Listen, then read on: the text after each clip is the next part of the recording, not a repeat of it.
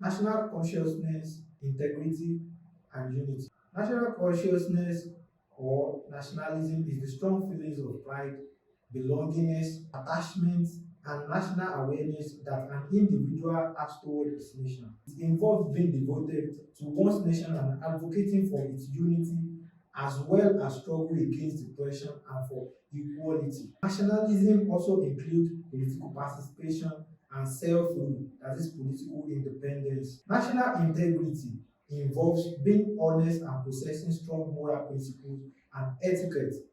It helps in building a people and nation that will not compromise standard, thereby providing works of high quality and encouraging growth and development. Whereas national unity is the state of different ethnic groups or different groups joined together to form a single country, or when the various ethnic groups in the country are in agreement, act together for specific purposes.